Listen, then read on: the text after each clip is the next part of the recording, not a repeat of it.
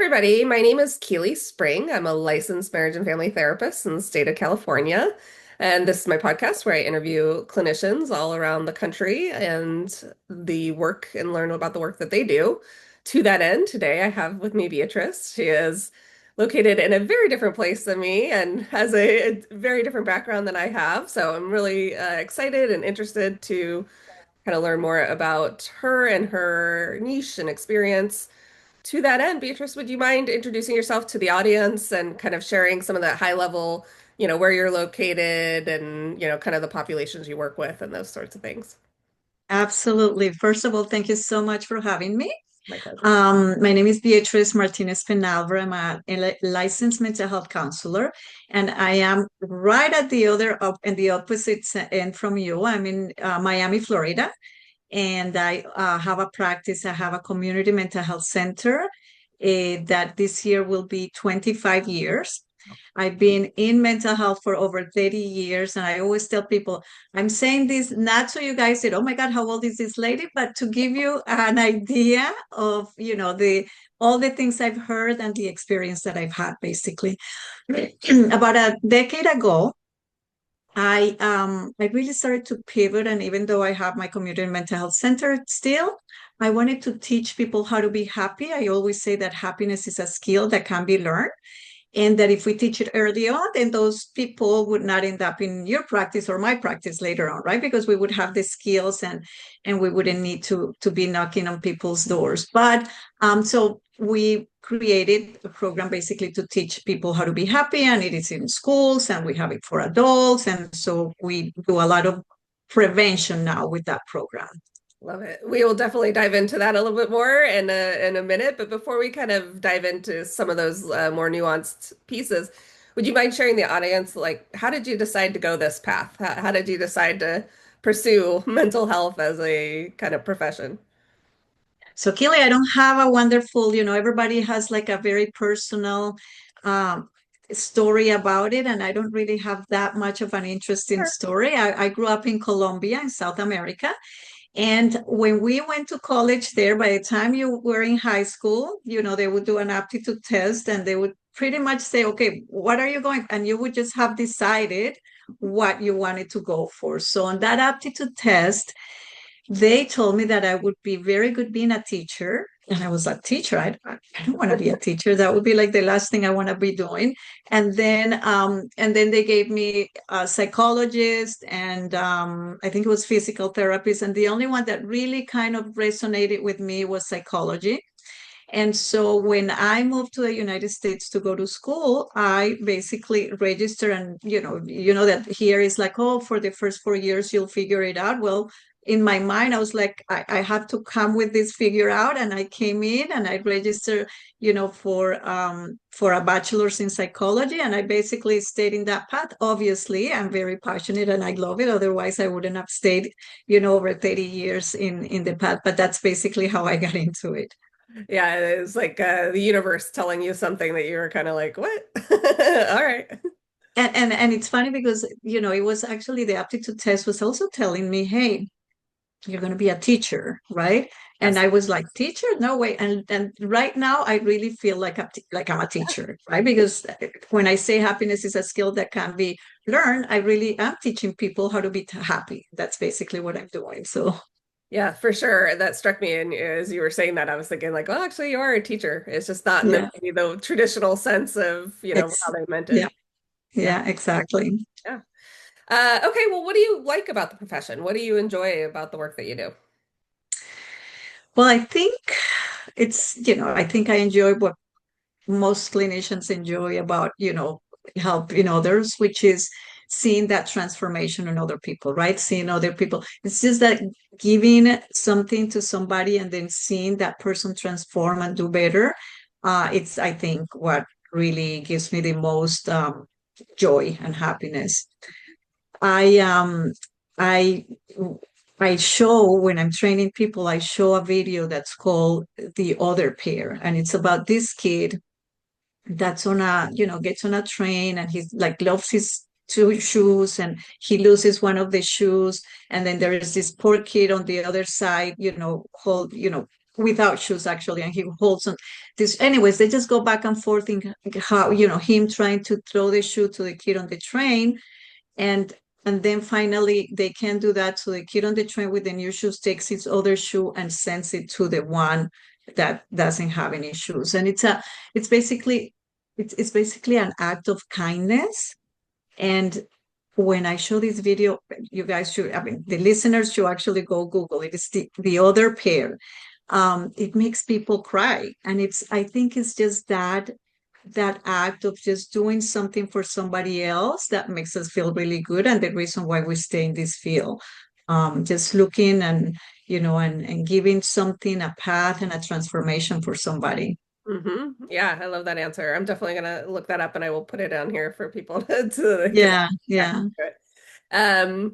Okay, well, so to that end, maybe we could do this, and since you kind of have a specialized niche within the niche, maybe we could do the modalities that you use. So maybe more of some of those clinical ones, and then kind of explaining maybe the new kind of model that you teach and what that kind of pulls from, and kind of how that came about. Sure, sure. So I've always been very CBT. I'm like a CBT, or cognitive behavioral therapy, has been what I always, was attracted to. It really made a lot of sense to me. And so that was mostly what I used in my practice. Now, as time went on, I started to use a lot of positive psychology also. People started to talk about affirmations and visualizations, and you would think of that like, oh, that's kind of woo-woo, kind of, I don't know if, but when you look at the science behind it and the neuroscience, then you begin to understand how that can be actually applied into your practice. And so I began to add some of those components into the practice. So it was cognitive behavioral therapy, and then I did affirmations, but helping the clients understand the science behind, like what would make an affirmation work, or why would a visualization work.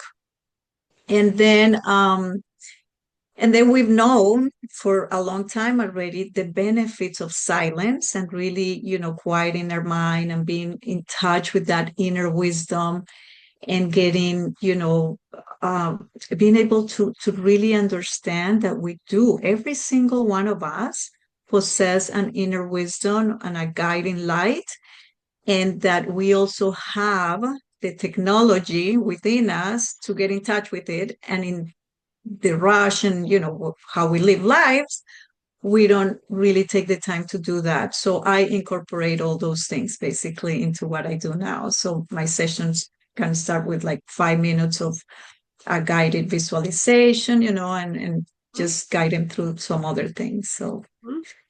I love that you kind of incorporate the wisdom of, the things that, because CBT, I use it as well. I think it's a very good at orienting your mind and information. There's a lot of great terms and ways of thinking about things, especially thoughts and behaviors and all that kind of stuff.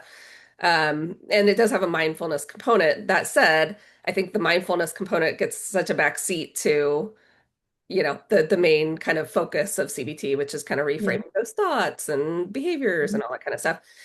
So, I believe your program that you teach now is called Triumph Steps.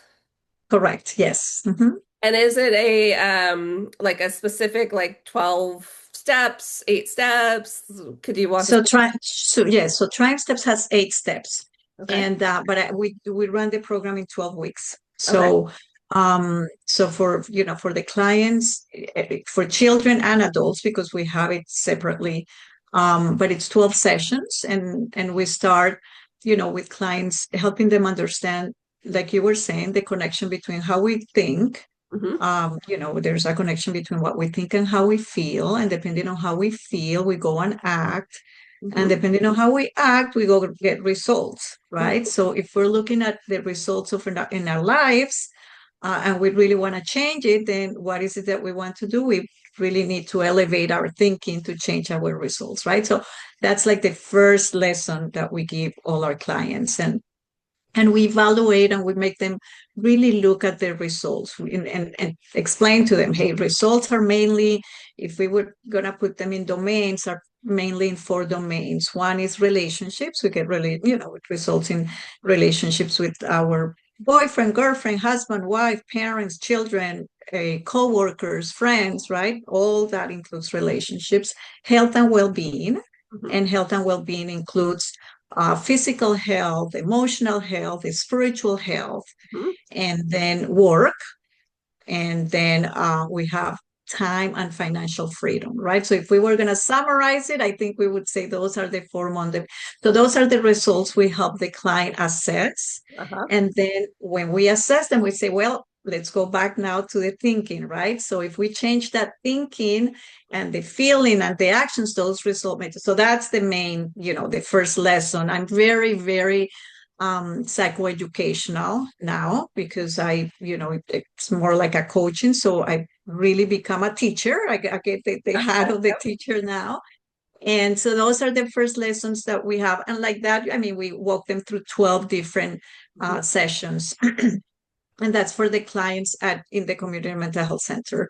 But I also, what I do now is I actually train clinicians to teach, these to their clients Uh-huh. as well.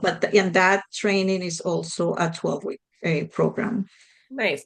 And do you do that primarily? I know the answer, but I'd like the audience to know the answer because we spoke previously, but in Miami or all over?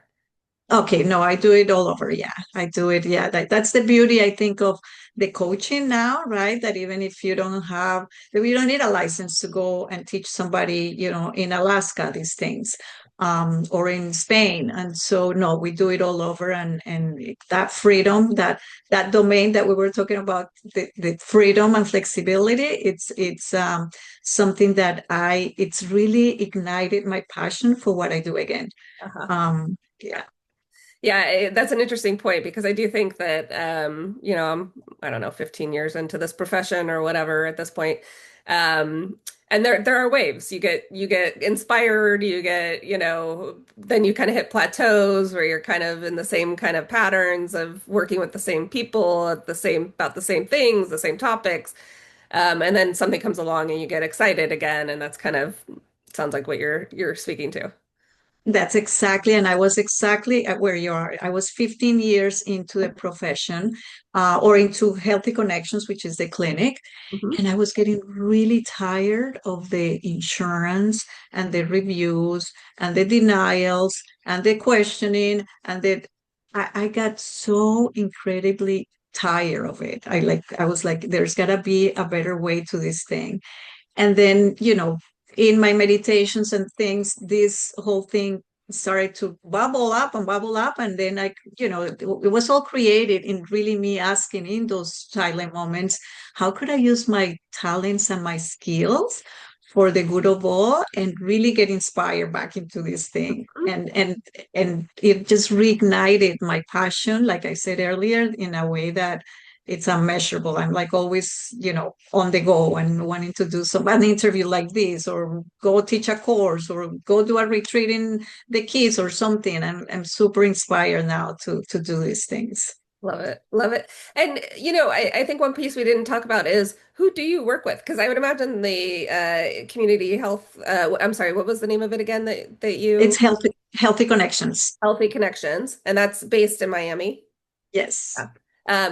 I'm assuming that the people that work there for your organization see everybody, all different types, or is it a specific like we see mostly kids or So throughout the years, I can say that we've seen everybody. So we started with geriatric population, and then we moved on to adults, and now we focus mainly on children, teenagers, and young adults. That's the population, but with them obviously comes the parents. So we Mhm. do a lot of Mhm. teaching to the parents of what is it, how is it that you need to handle the home. So everything that we're working with the child, you know, jives in the home as well.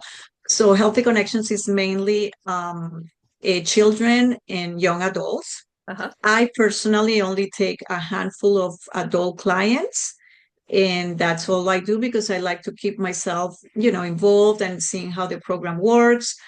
But like I said, mainly, now I do the other thing, which is more of the coaching certification. But yeah, the clinic is mostly families, children, and families. Mm-hmm. And you mentioned insurance. So here in the Bay Area, where I am in San Francisco Bay Area, a lot of clinicians don't take insurance just because there's a high cost of living. Insurance companies tend to be, as you were mentioning, difficult to work with. They do things like clawbacks where they try to get money back from you after it's been paid, and there's a lot. And it sounds like you've been in that model. It's just kind of curious on your perspective with, is it more common in Florida, for example, to take insurance? And, do you find that you mentioned some of those challenges, but like the upside, I would imagine, is more people have access. That's one of the problems we have here is there's this kind of hard, like I keep some sliding scale spots for people that have financial issues, but I can only provide so many of those because I do have to live in the Bay Area as Yeah. well. So just wondering if you could just kind of speak to that and kind of your experience with like the model of therapy in the Florida area. So people want to use their insurance. I mean, Sure. insurance pays for, mental health, and they want to make sure that, that we take that insurance, and we are, we're providers of a lot of different insurances. And since we work with children and we also, the Community Mental Health Center, it's a contracted agency for the school district here. Ah, So we definitely, take insurance, and we take a lot of Medicaid plans. okay. It's exhausting.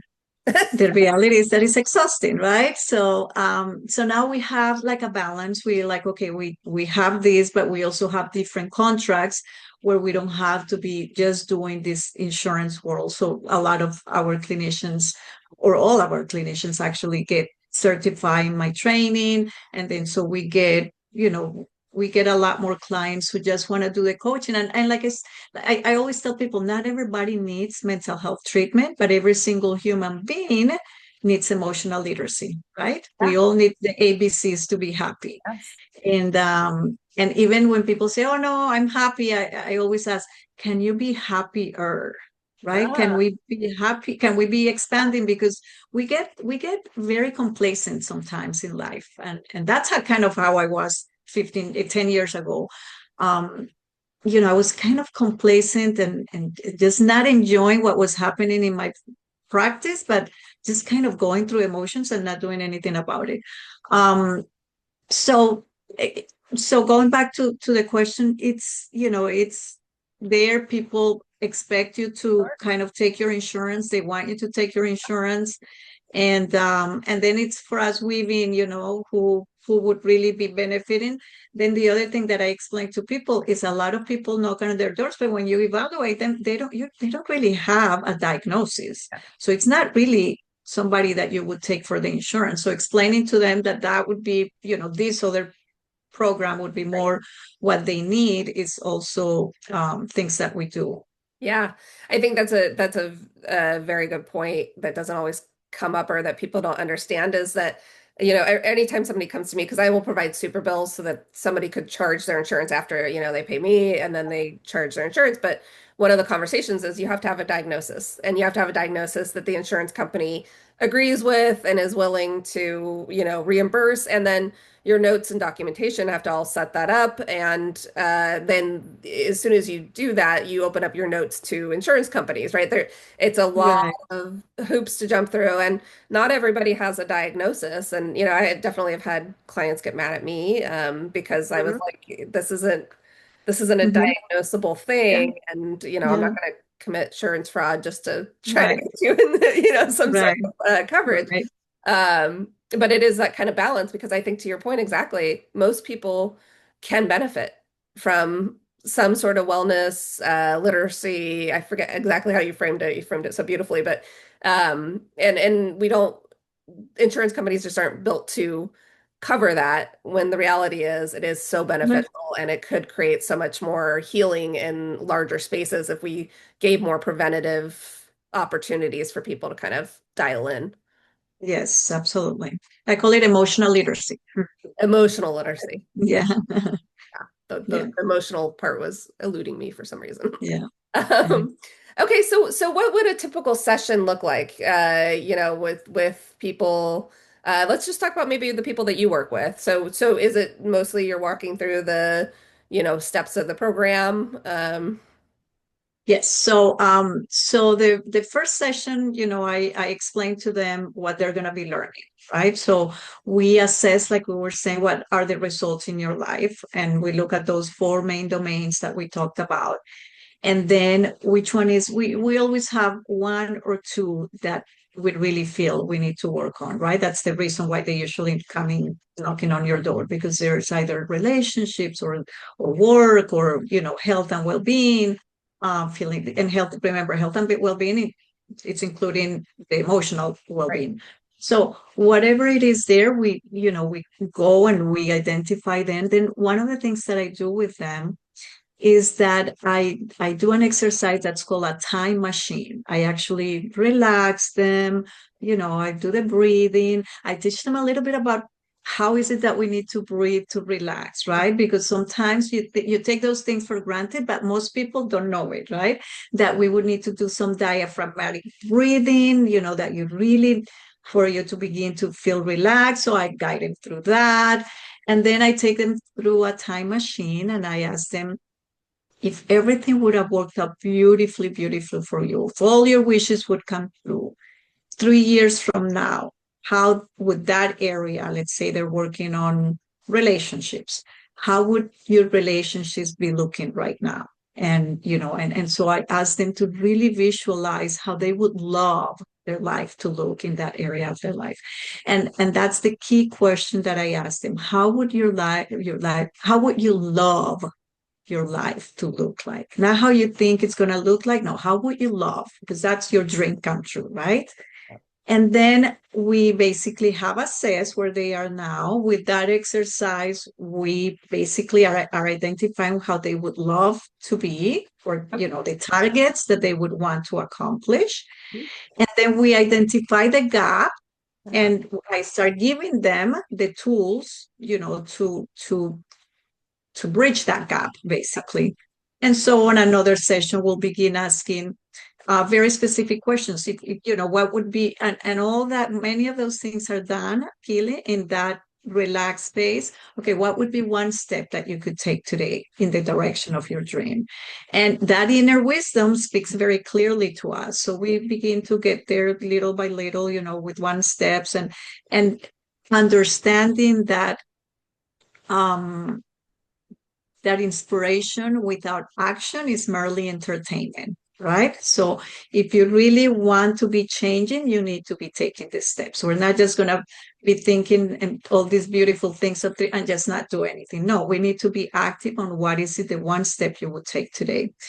We go over, there's sessions that we will go over fears and the many way fears disguises itself. Mhm. We help them understand that fear may disguise itself with procrastination, with finding brilliant excuses. They're so brilliant that's why we stop. And so each session has basically a theme, and then we all tying into gapping, helping you move from here to here, from where you are now to your dream life, basically. Yeah, I love it. I love it. I think I shared with you, I do coaching as well. I've been doing leadership coaching since 2017 officially. And I do incorporate the way that it works here in California is I can use my coaching in the therapy room, and that's exactly what you're talking about. And I love kind of bringing those skills in because it is about all the things that you're saying, like identifying what might get in the way, where are those gaps, so that people can get activated and motivated. And sometimes I find coaching can be a little bit more feeling of empowerment, faster for people because it is such an action-oriented kind of style that really kind of resonates for lots of people. And you just said exactly that they feel empowered very rapidly, because just with the first session, when I do that first session that I'm explaining to them, hey, thoughts lead to feelings, feelings lead to actions, actions lead to results.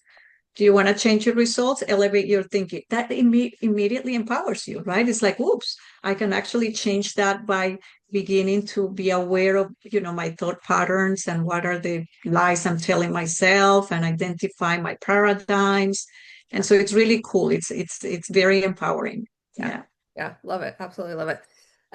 Okay. Well, so are there things that still, I mean, you've been doing this for a minute, and are there things that still surprise you about the work that you do? I always tell people that I'm not surprised, but it doesn't stop to amaze me. Oh, Somebody said that one time, and I was like, that's really how, that the human potential and the transformation that people, it doesn't surprise me because I know that we all have that inner potential within us that we just need to learn to tap and wake it up and make it work. right. So it doesn't surprise me, but it doesn't stop to amaze me. When I see those, I was like, oh, that's amazing, right? So it's like I know it's there, but when I see it, it's like, wow. Every time I'm going like, wow, this is really powerful. And I just wish every school and everywhere they would be teaching these basic skills. I mean, those skills I just think that the most important and most foundational skills that every human being should have.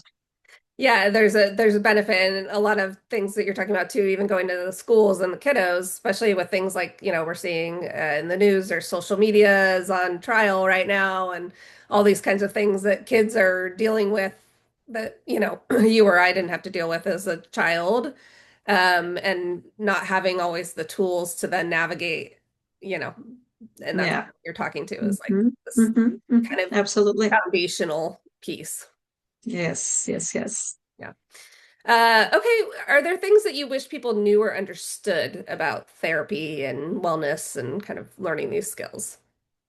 I just wish people would not see therapy because still, even though, we've been very open about mental wellness and a lot of people say, oh, I'm not there yet. Right. Like we hear that, oh no, I'm not there yet. I don't need to go there. So my husband is a psychiatrist. So, there's like, oh, no, that I definitely don't need that. But I wish people would understand that there is another component to this, and that if we look at it as, hey, this is literacy, this is just like if somebody wants to get good at pickleball, right? They go and practice a lot, or they get a coach, or children when they're learning how to play piano, you get them a teacher. I wish this would be seen like that. That's what I wish would happen, right? That mental health would get a little bit more of the flavor of this is just another lesson that it's very important for every single human to have. Hmm. So kind of almost like the destigmatization of it, allowing people to have Yeah. direct access and enjoy the benefits of what's there to enjoy. And I think not it's almost like that's one level, but the other level is you don't have to have a diagnosis to go talk to somebody, Yeah. right? You don't have to have all those things. We don't have to wait. And we all need those tools. We all, could benefit from them. Yes. Yes, you're definitely not alone. This is a theme I've heard from other clinicians of like, you don't have to be in crisis. You don't have to be in this really kind of desperate state to seek Mm-hmm. support, that you can Mm-hmm. actually be more proactive and that some of the best work you could do actually can be in that headspace because your head is clear to focus on patterns and themes and Mm-hmm. kind of move you Mm-hmm. forward in a different way. Absolutely. Absolutely. Yes. Yeah, you're right. Because when we're already in the midst of a crisis, all our energy is focusing on that.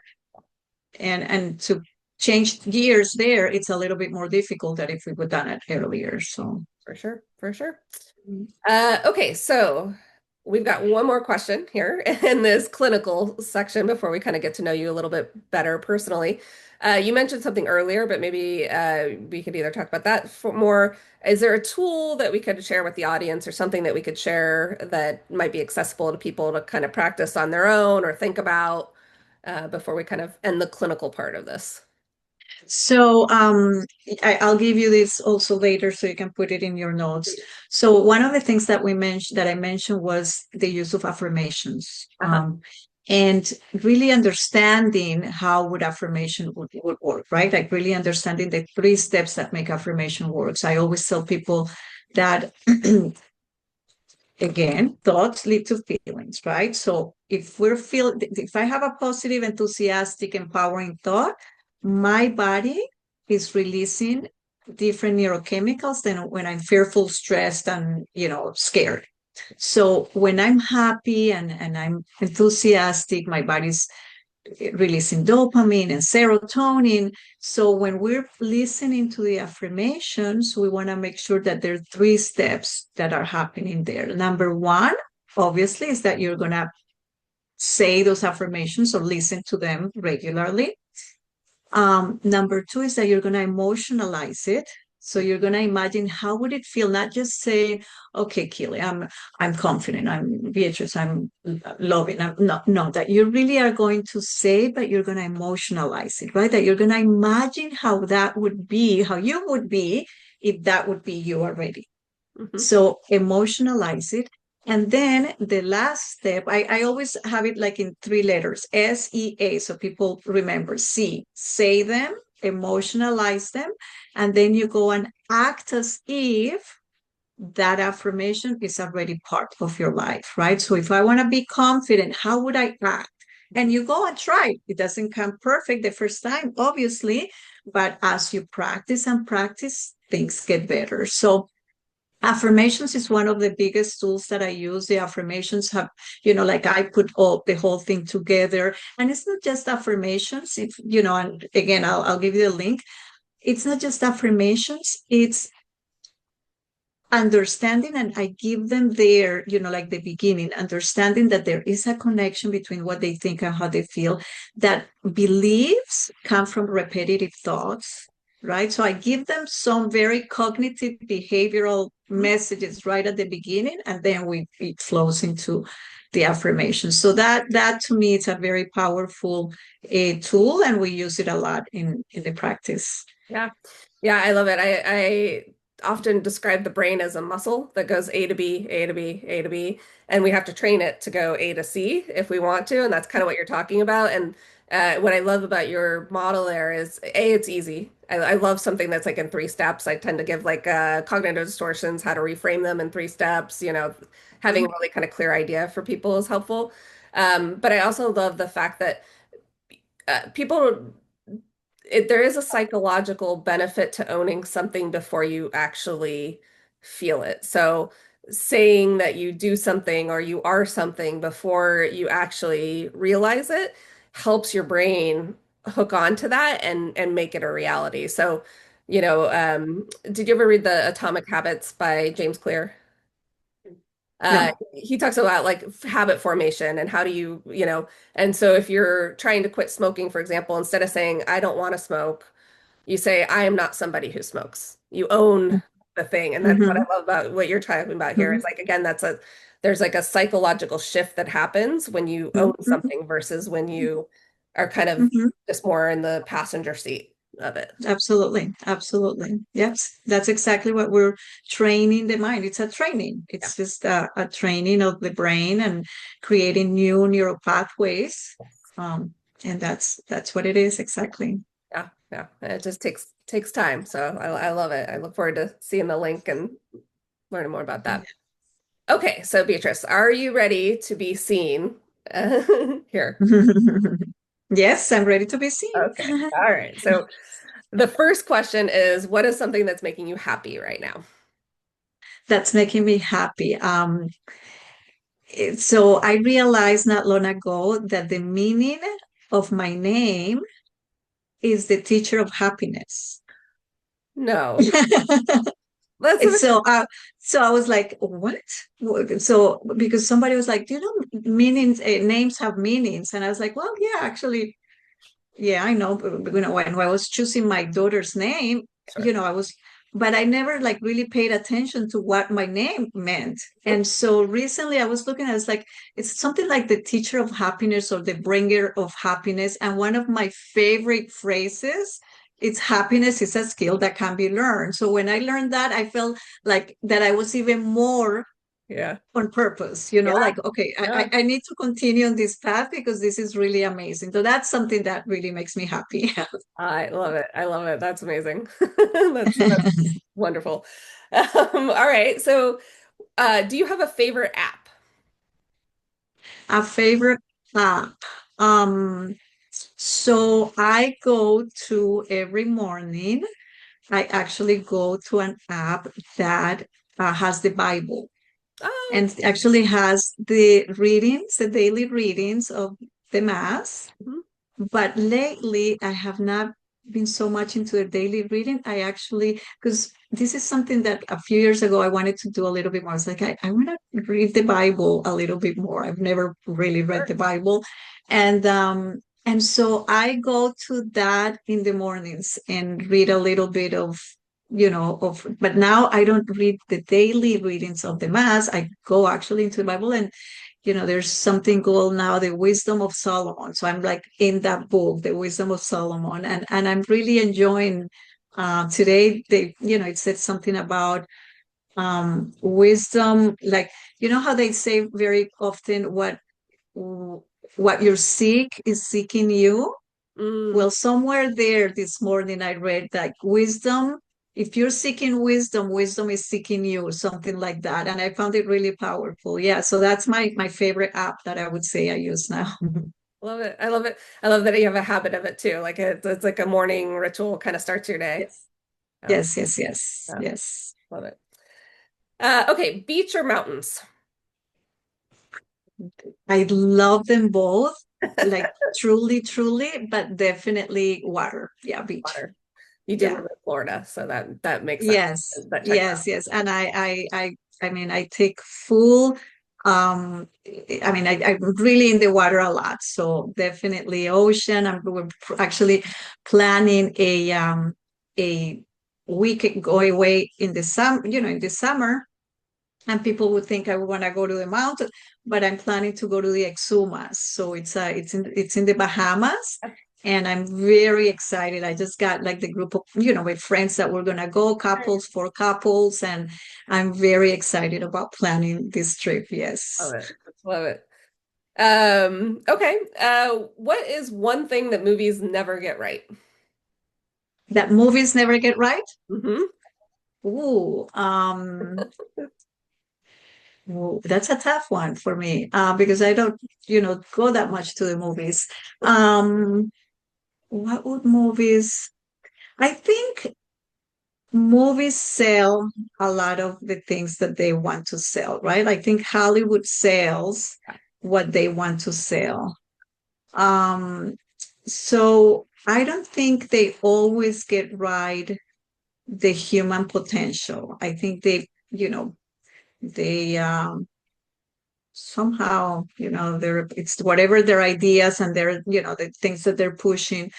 I used to think when my daughter was younger that if we were gonna, we would watch a movie together, it's like, oh my God, but why do they have to put that in? Or why would they have to put that in? My I have a phrase that I also teach a lot to people, which is what we focus on the longest grows the strongest, right? What we focus on the longest grows the strongest.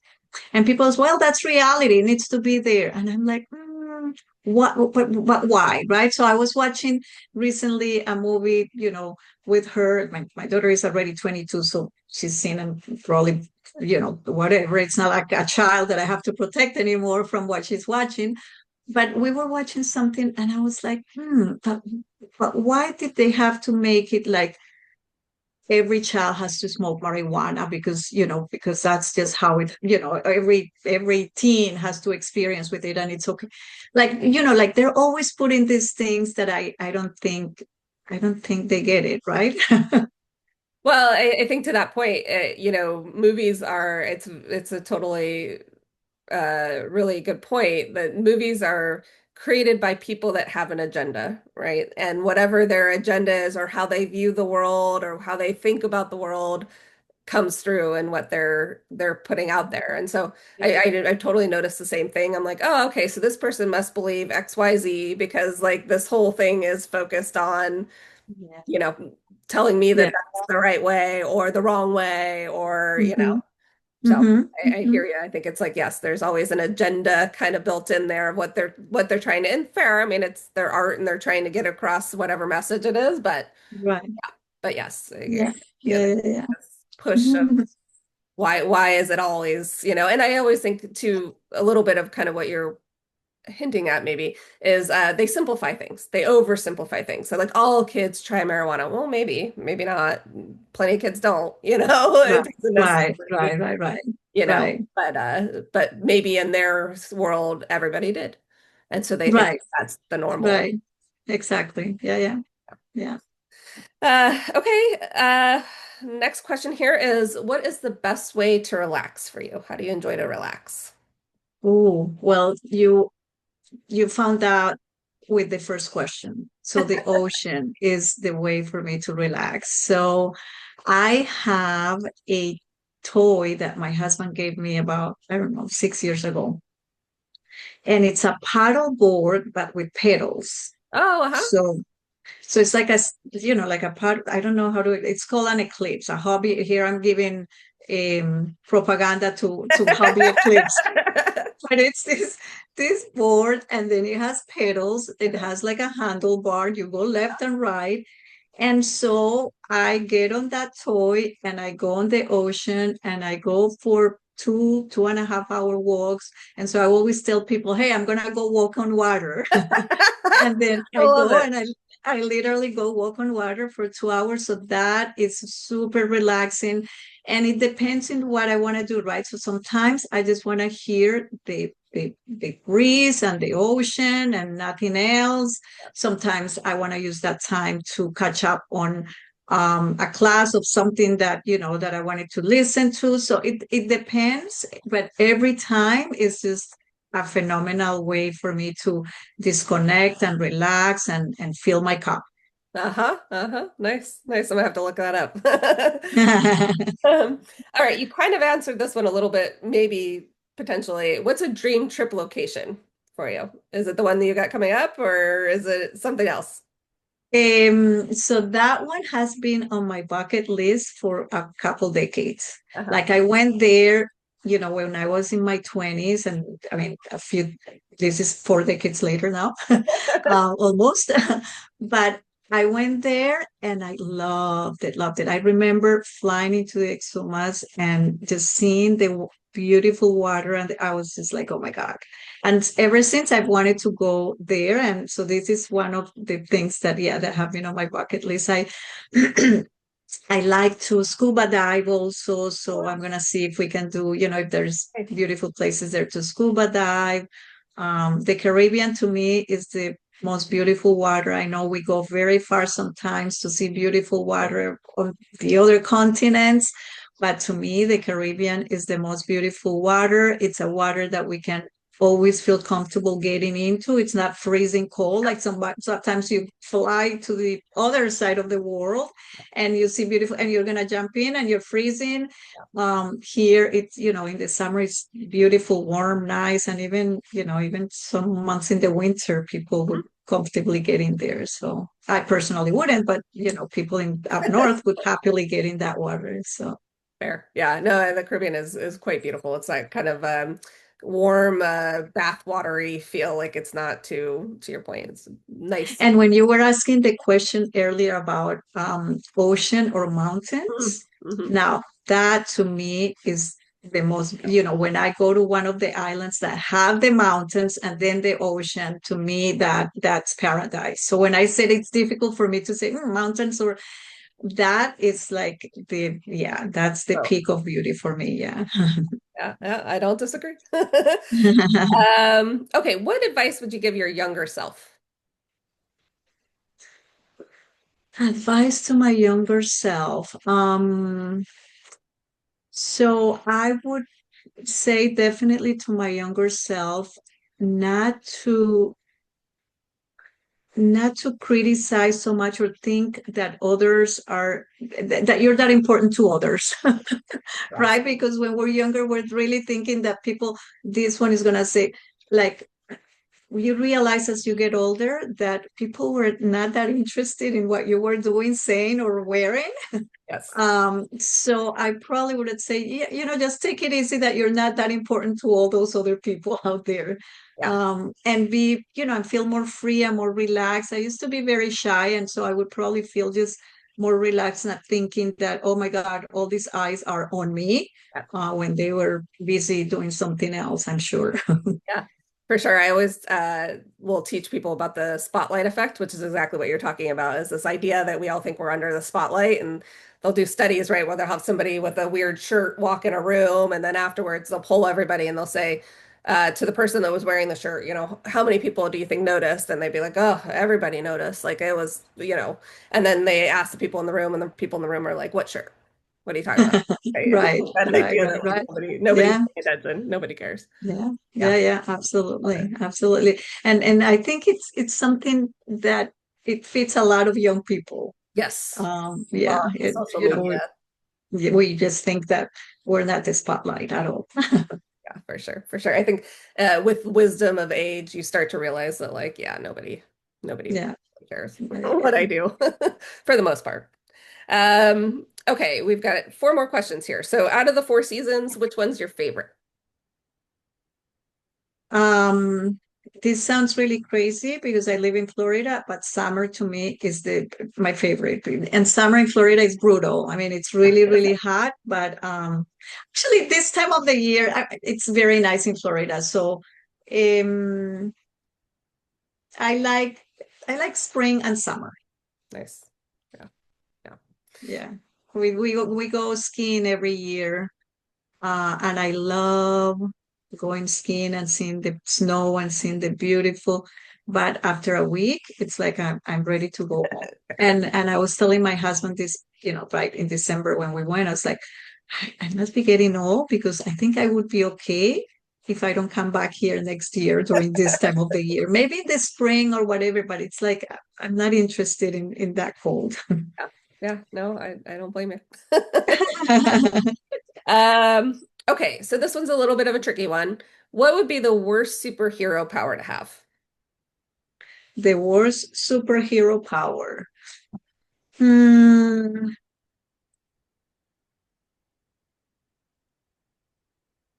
How about reading someone's minds? Yeah, number one answer by most therapists so far. Yeah. um, yeah, I think or what AI is trying to do, right? Like trying to have all these answers. So I think that to me would be, it's a dangerous one. Yeah. It's a really dangerous one. And I think where we are going actually with AI and the chips and it's like we're trying to get into a world that I find very, very risky and a very slippery slope, and that we need to be very careful with. Yeah, I agree entirely. Yeah, yeah, yeah. Okay. What is an animal that resonates for you? Um, I love horses. Mm. Love horses, even though I'm not in touch with horses here that much, but they just, when I see them, I find them, just their face, their eyes is very wholesome, and so horses I love. And I was gonna say dogs, but not really, because I became a dog person because I had a dog for my daughter, and Mm. that's how the dog got to. And then I love that dog. It was like amazing for me in my life.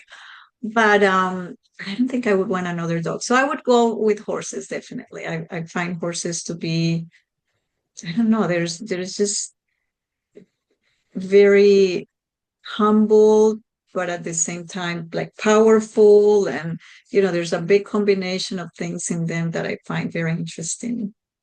Yeah, for sure. For sure. Mhm. Yeah, they even do therapy with horses, right? Because of, Yeah, you know, yeah, the yeah. nuances of being with a horse. Yeah. Yeah, you're right. One of the clinicians that I train went to work actually in a place, in a equestrian place in Broward, and they do a lot of work with horses and children.